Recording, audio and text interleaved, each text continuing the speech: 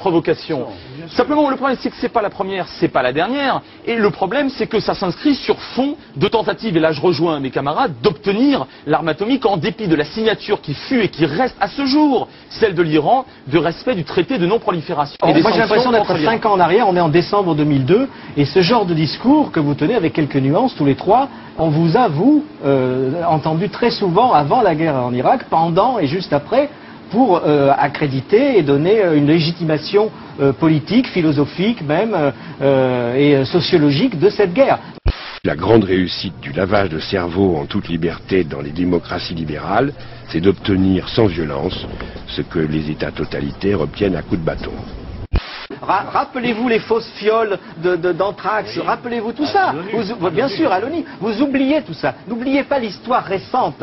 N'oubliez pas l'histoire récente parce que c'est celle-ci qui va vous revenir dans la figure. Alors, moi, ce qui m'inquiète beaucoup, c'est que les caniches de garde de Washington, néoconservateurs, qui ont fait cette connerie de la guerre en Irak, qui est assez monstrueuse, ont poussé à l'extrême la confrontation, le choc des civilisations contre le monde musulman.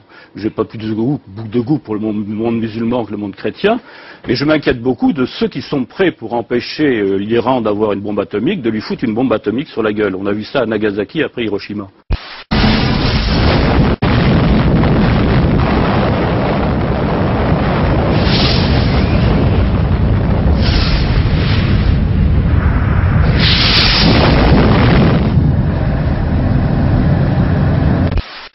Avec la fin de la dictature de Saddam Hussein, le régime de Bagdad cesse d'être menaçant pour l'Iran.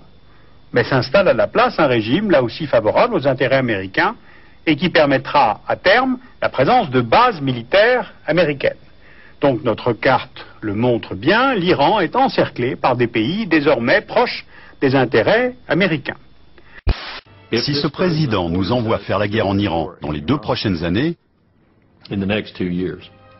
et qu'il ordonne une intervention au sol massive des Marines ou de l'armée de terre, je pense qu'il y aura à nouveau un important exode des officiers supérieurs des forces armées.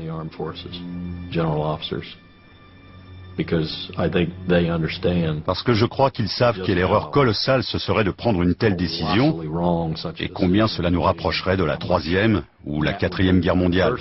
La rhétorique guerrière de la Maison-Blanche, cette politique du muscle, cette politique du bâton et de la menace permanente et de la diabolisation des dirigeants iraniens était contre-productive. Parce qu'en fait, dans le secret des discussions à la cantine au Pentagone, il n'y a pratiquement pas un général qui soit en faveur d'une invasion ou d'un bombardement de l'Iran. La Maison-Blanche est dans l'embarras. L'Iran aurait arrêté ses activités nucléaires militaires depuis 4 ans. C'est le renseignement américain qui l'affirme, alors que George Bush lui brandissait, il y a quelques semaines, la menace d'une 3e guerre mondiale et réclamait de nouvelles sanctions contre Téhéran. Après l'affaire irakienne et le faux rapport sur les armes de destruction massive, le discrédit donc tombe à nouveau sur la Maison-Blanche. George Bush persiste et signe, et pourtant, il vient de subir un camouflet de la part de ses propres services secrets.